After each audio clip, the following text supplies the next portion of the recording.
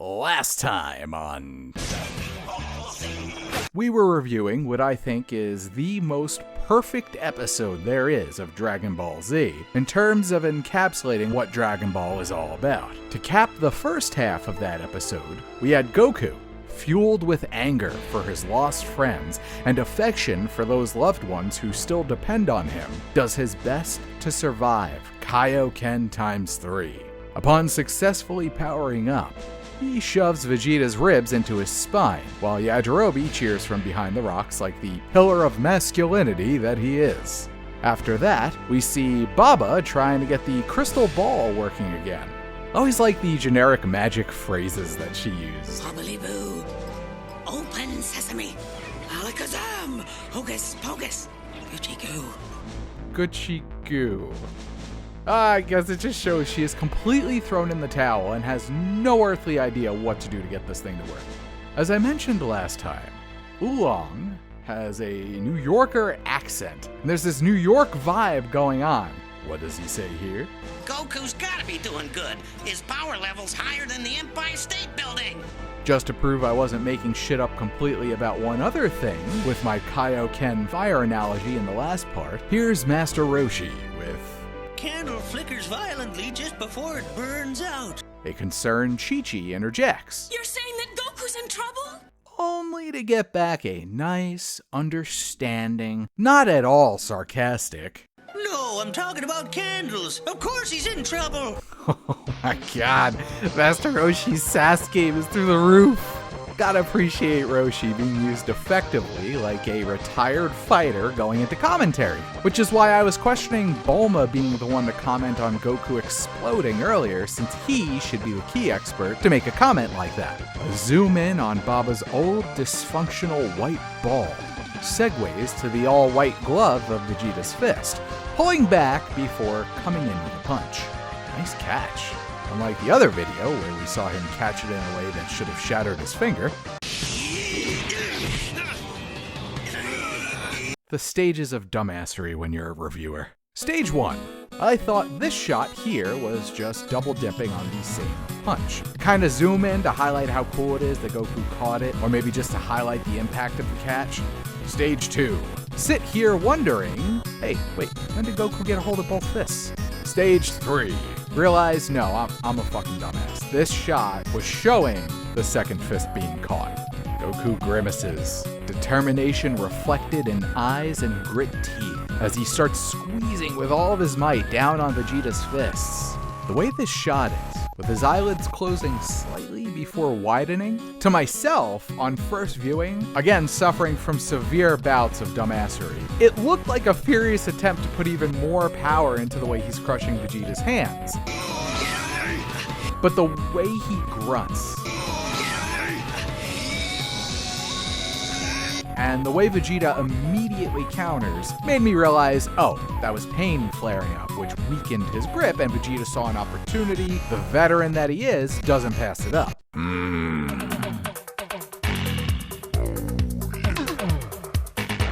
Vegeta, for the first time, but not the last time, acrobatically uses his legs to get out of a death grip. Luckily for Goku, Vegeta opts for a double axe handle designed to smash that forehead until it looks like Peyton Manning, instead of... We flash to the tiny island where Chi-Chi sighs, somehow aware and grateful that she won't have to wipe her husband's ass for a month, or until the next batch of sensu beans grows. Low-key highlight for this entire fight, unable to use his arms, head wide open, ready to absorb nasty impact. Goku looks up, as Vegeta, knowing he has his opponent's arms trapped, goes all in on a move that leaves his own face unguarded. Forget Dragon Ball Super, Goku's Ultra Instinct kicks in early. He reads how wide open his face is, and says, fuck it, my head's gonna get hit anyway. I survived falling off a fucking cliff. A good guy at heart. Goku shares CTE and prepares a fight-ending, neck and spine-crunching power bomb and... Oh, what the fuck? Goku, no. And let's take half a second to remind everybody, if you're enjoying so far, please hit like, subscribe if you haven't, and maybe leave a comment. Let me know how good it's going or how terribly it's going. Ugh, Shang Tsung is screaming at the TV right now. I want to live in a world where Goku plants a vegetable in the ground to win a fight, and at this angle, head first, a vegetable he'd have become. Instead, Goku lets gravity drop this guy straight down onto a kidney-killing knee, which is not a move name that you should abbreviate, by the way. Goes for a shoulder tackle, and then again continues to throw devastating, bone-crunching shots at the smug Saiyan's spine. What's with me in the triple alliteration? Alright, at this point, look at the still frames. Goku looks scary here, delivering a bigger ragdolling than Ray Rice in an elevator. There's a 12-6 illegal elbow straight down to the throat and chest area. Like, holy shit. Another knee delivered with the intent to permanently rehome ribs where the spine used to be. And since he just turned his body to deliver that knee shot, Goku twists back the other way and uses all that momentum to immediately haymaker Vegeta's skull off screen. The incredible Hulku stalks forward until he's within range to turn the one rib Vegeta has left into powder. Odd choice to go for this weird body tackle in the air. This had all the makings of an elbow to the back of an unprotected skull. I don't care what move Goku's got coming up next, no way it's better than that. At live speed, all this is a frantic, rapid-fire annihilation, the likes of which we've rarely seen a hero deliver to a villain. Like, this has real-life gang-fighting energy. I half expect a soccer kick to the skull of a downed opponent any minute. Holy fuck. I think Goku pictured Chi-Chi's face right where this man's spinal column used to be. So to finish taking out a lifetime of Chi-Chi's nagging on this man, he grinds the killer knee Vegeta into the edge of a cliff. Oh god. Bro, I don't give a shit how merciless and cruel they showed Vegeta to be throughout this saga. Goku fucking gives as good as Vegeta ever could have. This is the kind of fucking beating that damages chromosomes on the family tree. There's no way Trunks is Vegeta's kid. After this beating, Trunks would have been born with a shattered spine and rheumatoid arthritis going up and down from head to toe. Goku must have cucked his ass. Trunks is Goku's kid, is confirmed. So Goku beats this man so savagely, he can't produce legitimate offspring, and then cucks him later in life. That's definitely what happened. And don't tell me about how Goku wasn't on Earth. Motherfucker got instant transmission, he came back, did the thing, and before Chi-Chi knew where he was, he went back to Yardrat. Speaking of rheumatoid arthritis, it always really bothered me how, after all that, all we see is Vegeta hold his stomach for a little bit. Like, he never shows any signs of the spontaneous rheumatoid arthritis in every one of his 12 thoracic vertebrae the way he should. Now that I mention it, do Saiyans have the exact same spine setup? I mean, their sperm is genetically close enough to make half humans, so shit, sure, we'll assume so. Not gonna lie, after seeing all this in slow motion, I'm actually even more annoyed than I usually am at how little overall Vegeta reflects the damage that he should have sustained through this epic savagery. I've always also laughed at how Vegeta should be sticking out right here, but I guess with how small the detail would have been, the animators just said fuck it. This is a great way to communicate how Goku is on the verge of giving out. I mean, the man's body is so beat up by Kaio-Ken that he succumbs to butt-bumping his way down the cliff. We kind of have to ignore how easy it would be and how preferable it would be for him to use a tiny bit of ki to float gently, so a butt bump it is, and a stumble backwards.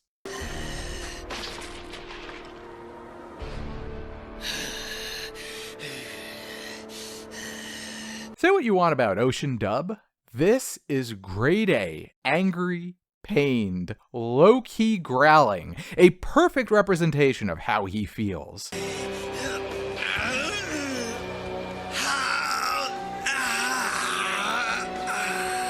Big fan of the way it sounds like he's questioning how. Like the Saiyan elite ragdolled by a low-class nothing. He's in so much pain that even a one-syllable word is too tough to get out cleanly, which is why how seems to transition a lot more into ow. It's also a nice bit of foreshadowing for the next lines that he delivers. How can this be? I don't understand. I'm a super elite. That does it. That's it. This planet is history. Hear me, Kakarot. You're finished. At the same time, He won't quit. That's alright, I won't either. But my body might... shoulder muscle bubbling in a way no flesh is supposed to. It's clear neither man's body is feeling particularly healthy. Hear me, Kakarot? You're finished! God damn it, I love this Vegeta. The production team using echoes also deserves all the kudos. This isn't good. I still haven't recovered from the last attack.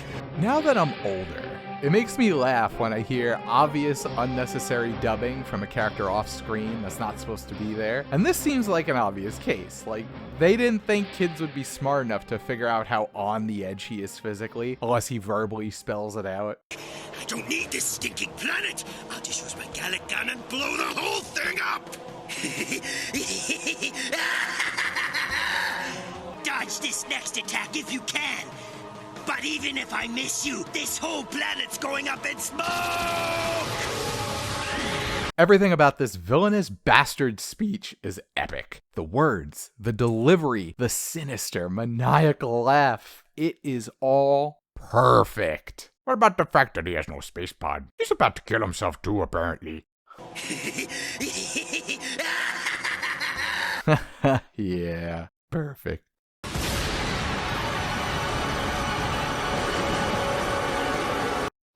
Interesting choice to reflect light right there.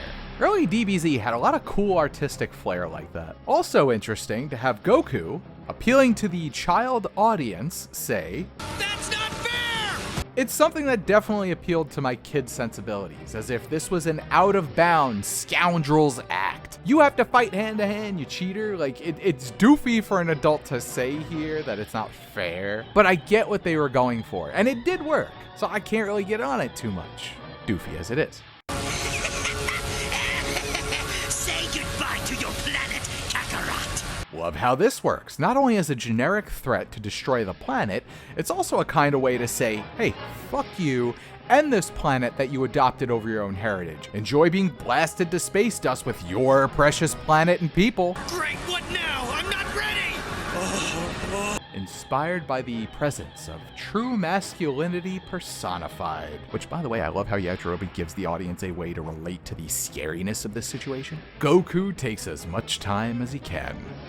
Aware time is up, he forces his screaming muscles to endure another massive jolt of energy, courtesy of Kaio-Ken times 3. One thing to note, King Kai specifically mentioned how great Goku is at controlling ki. This is a situation where all of the energy Goku gets from Kaio-Ken is going to immediately be redirected away from his body into his cupped hands while he prepares a Kamehameha. This is the only thing that saves him in what's about to occur. Muscles hard as rock, veins stretching skin, sinew and tendons stretched to the limit. He places his hands at his side and funnels enough energy into his hands to send rocks flying into the air.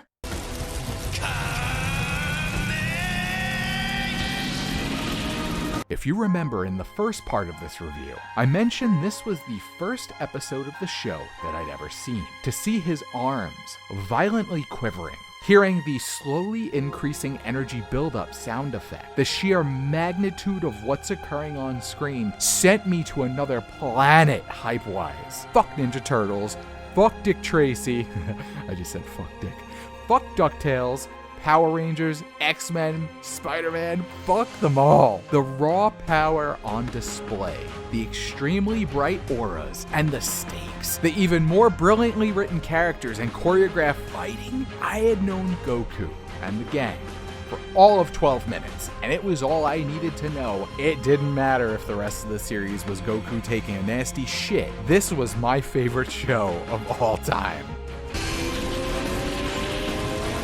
Lightning, thin but incredibly fast, rapidly fires out in all directions from Vegeta's body, a sign he can barely contain the energy he's focusing into his own hands. This shot here, oh, god tier. Vegeta disappears behind a flash of light. Massive bolts of electricity surround and frame Goku in the middle of the shot. Again, it's the battle of fire, of life. versus lightning and pure destruction. To let us know both fighters have reached critical mass, Goku delivers with a particularly high pitch. Immediately afterwards, his aura multiplies in size, something which obliterates the rock formations around him. The planet and sky seem to crumble right before Vegeta offers one last taunt and fires. Let's see what you've got, Kakarot! Galagan fire! Yajirobe serves as a massive narrative cock tease. We all want to see Goku launch a blast right back at Vegeta. We're dying to hear that final explosive two-letter word, but we instead see these chubby samurai practically shit himself in fear, scream, and consign himself to death. Oh no! If I knew this was gonna happen, I would have ate more jelly donuts! And if you were going to delay us, this was the perfect way to do us, to show us the panic that their power generates in a normal individual. Normal-ish.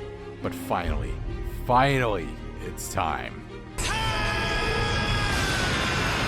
From the almost completely white eyes to the elongated screaming face, if you had any doubts about the level of agony he's experiencing, first of all, slap yourself, but those doubts are gone. This is beyond everything that he has. Like a candle flickering violently before it burns out, his aura sputters one last time. Perhaps a sign that every ounce of energy is concentrated into one spot. Its purpose is to stop the planet killer above.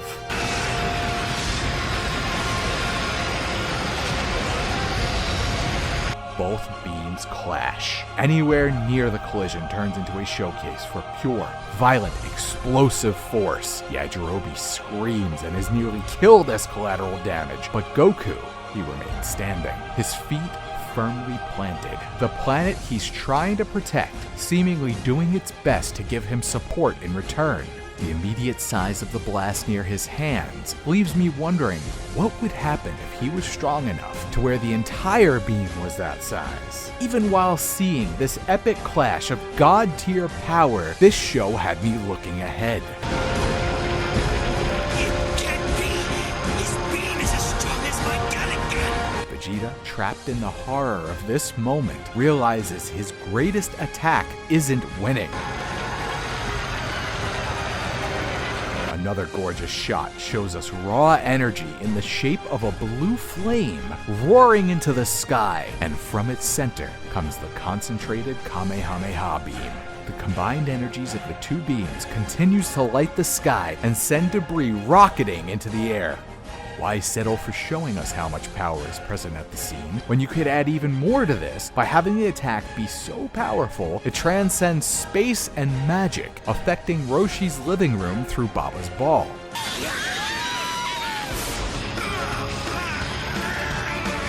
You get the sense here that Goku, wincing and weakly grunting, is about to lose. To further highlight this, Vegeta is screaming, still demonstrating with his volume how much energy he has left. But this is it. There's nowhere else to go. There is no choice but to win.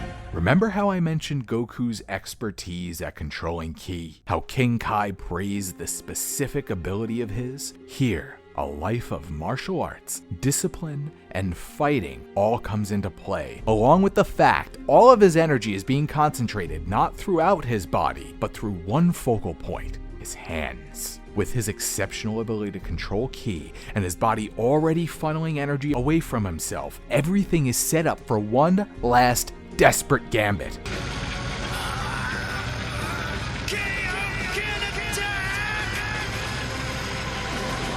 This is my favorite moment in Dragon Ball history. I cannot tell you how many times I replayed this scene in my head as a kid. I'm not sure I've seen a more perfect climax or better representation of a character pushing themselves beyond their physical limits in a fight the way Goku does here.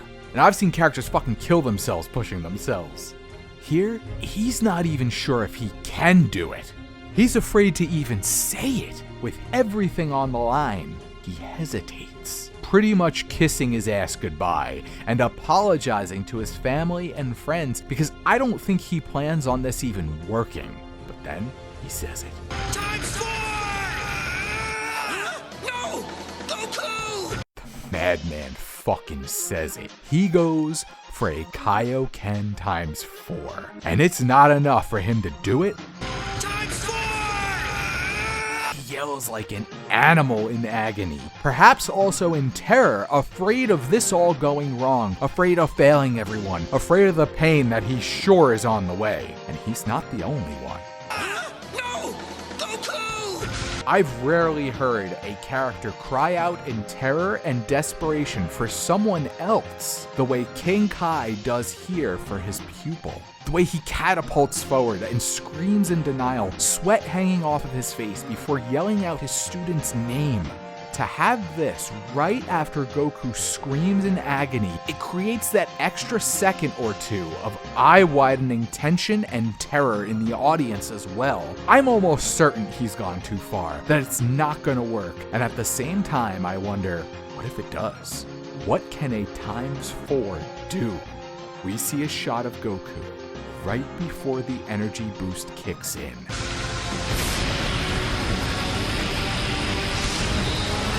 And what I can only describe as a violent burst of sound partners not only with the size of the key expanding, but the violent flickering of light intensifies, and Goku, seemingly punched by the concussive force he's unleashed, he can't help but to have one leg fly up. All that's left supporting him is a single leg and the crumbling earth beneath his feet. Infused with another dose of energy, Goku's Kaio-Ken times 4 Kamehameha overwhelms Vegeta's Gallic Gun.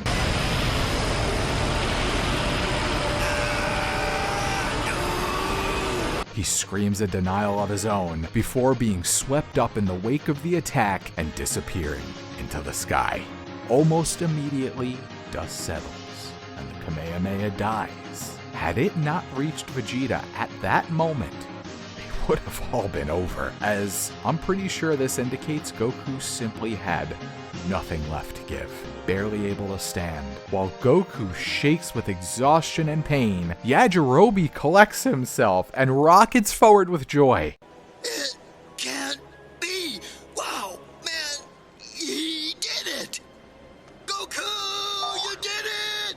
Way to go, Goku! Huh? Yeah!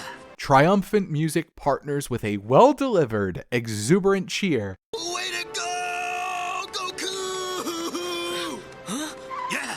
I don't know why, but I always love how he punctuates his run with a little Yeah! yeah. He's just so jacked up and excited to be alive, and I'm in complete agreement. I'm tired, having only just watched it. Can't imagine what Goku's... You're back! Ooh. He can't even take a gentle slap. Honestly, the detail put into this little celebration scene alone is peak DBZ. From the exuberance to Yajirobe's doofy ass asking, You didn't see me cheering you on from behind the rocks over there? listen to the way Goku laughs. Well, no. It's the way the older brother might laugh for the younger brother. Yeah, I didn't cheer out loud. I was sort of hiding. Goku, after giving everything he had to protect Yajirobe and everyone else, delivering this line Well, no. with a knowing kind of smirk. Like, he doesn't even think to challenge Yajirobe on his cowardice. He's genuinely happy to see that his friends survive. And that's a great word for why he's so goddamn lovable here. Genuine. Like, Goku is just genuinely thrilled because this is what he just gave his all to protect. These are his people, doofy, cowardly flaws and all with some of them. A perfect representation of who this character is and why he's an all-time legendary good guy. But man, I saw the whole thing. You're back! Ooh. Ah, ah, ah, ah. Wow, Goku, you're really maxed out. Yeah, I think I overdid it a little bit. And by the way, the way he screams, it's so loud and throaty and high-pitched all at once. I honestly can't think of a better way to vocalize how badly that hurt. That's perfect. Ooh. Ah, ah, ah, ah. Even the way he breathes afterwards, trying so hard to collect himself when Yajirobe remarks, Wow, Goku, you're really maxed out. Yeah, I think I overdid it a little bit. he again is just so goddamn genuine. Like, he's not even mad at Yajirobe. He's boiling with pain, but you could hear it in his voice. The guy's almost taking the piss here. Like, he delivers this with understated humor. Like, he's saying to himself, Goku, you dumbass, you went too far. That doesn't surprise me. You should have seen yourself. Yajirobe, despite being a bit of an ego-driven asshole, doesn't hesitate to shower Goku with praise. It's a really nice way to show how much he respects and admires his friend. And again, further gives me little kid brother vibes. It's goddamn adorable, goddammit. There's something else. Yeah, I think I overdid it a little bit.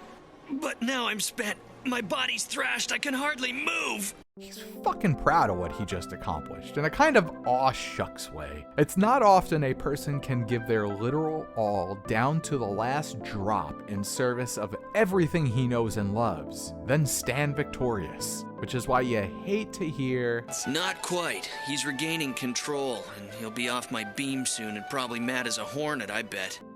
the way the realization dawns on Yajirobe, the way they stand in victory only to have a smirking Goku admit Vegeta's fucked up and beat down, but not out. No fear in his eyes either. Guy's a fucking champ and a half. Huh? Are you sure? See ya, Goku. Huh? Well, looks like you got everything under control. Yajirobe, of course, comedically skedaddles again. What happens next, there's about a minute setting us up for the next part of the fight, where Vegeta turns into a giant ape and Goku runs for his life. Since that's kind of a separate fight in its own, totally different in so many ways, I'm going to cut here. And the little bit of this episode that's left, I'll probably include once I go to that Giant Monkey Vegeta fight. Don't go anywhere just yet, because we do have a conclusive summary of the episode as well. And let's take half a second to remind everybody, if you're enjoying so far, please hit like, subscribe if you haven't, and maybe leave a comment, let me know how good it's going, or how terribly it's going. I am dying to get this channel to 1,000 people, like you wouldn't believe. So the more you hit like, comment, interact with the video, the more likely that is to happen quickly. Thank you so much for the help. When you look at Dragon Ball on the whole, what you tend to find is a lot of goofiness, a lot of fun, a sense of adventure, and a sense of tapping into the unknown, especially when it comes to the martial arts and fighting and spirituality and ki use and all that. So you come to this episode, and from the very beginning, you get a dash of that magic, mysticism, adventure, along with goofiness, all mixed into one. And at the same time, it's one thing to have the tone correct. For example, Star Wars The Force Awakens, it really did have the tone of Star Wars correct. And it brought back some of that magic. I remember walking out with my mom, who obviously had been a kid when Star Wars came out, and she was almost a little teary-eyed because they did capture that magic, that aura. They did also horrifically mangle the fucking plot, which is what I'm going to get to next. It's one thing to get the tone right. It's another thing to also be consistent with all of the characters in a way that services the tone and the plot. And here, they do that. I should say Toriyama does that every step of the way. This is somebody at the peak of his creative abilities. And it's a treat to watch creators at the peak of their ability. Just like how sports fans love watching legendary Hall of Famers. There's just something thrilling and exciting about knowing you're bearing witness to something epic. And you're getting that here with what he puts forward. Even the tiny details, frame by frame, things that you honestly couldn't even really appreciate when it was airing live, like they all continue to service what's going on here, with a couple of very, very small flaws or even just nitpicks you can call them. Which, by the way, I will never let go of the fact that Vegeta only holds his ribs for a little bit. I mean, even after getting hit by the beam, when he comes back down, like he's not grabbing his back, like he's not like struggling to move at all. Like that man should be damaged. And I will fight anyone who disagrees. Okay, that's a little extreme. I won't fight you. I'll just disagree politely, like a grown adult. And of course, we are also cashing in on hundreds of chapters of story and the tragedy of what happened to everyone's favorite characters. The fact that this story, I mean, this is the most back against the wall that the characters have ever been. World domination is one thing, world annihilation is a very different thing. So what can you say? It's a 10 out of 10 episode of Dragon Ball Z. I don't know what this is rated on IMDb. I'm gonna go look in a little bit, probably make myself mad in the process, but this episode should be through the fucking roof. Matter of fact, let's go look right now. Let's take a look. All right, so about 73% of people have eyes and know what the fuck they're talking about, while roughly 10% of people aren't intellectually qualified to earn a license to drive a Tonka toy truck. Thank you all for coming. Check out my other videos if you haven't. Next time, I will probably look into expanding the channel a little bit. I would like to do reviews of other shows as well, so I am going to probably start mixing in something else. I'm really leaning towards Jujutsu Kaisen, which I haven't.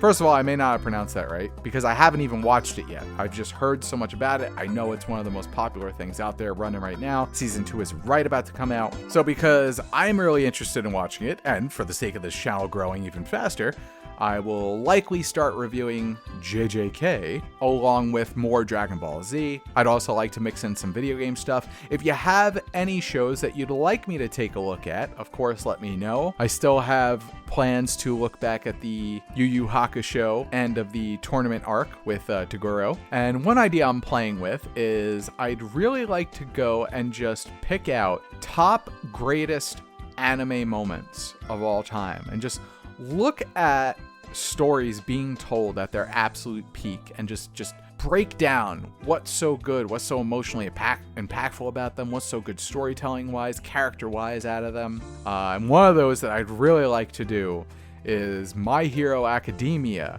and there's a very specific moment which I kind of alluded to fairly recently, but I'd like to know what you guys think. Peace. You are a monster. Irredeemable. Divorce. You're not supposed to just agree. Don't you use logic? It's my only weakness. Vegeta for the first time. Motherfucker. Also deserves all the kudos.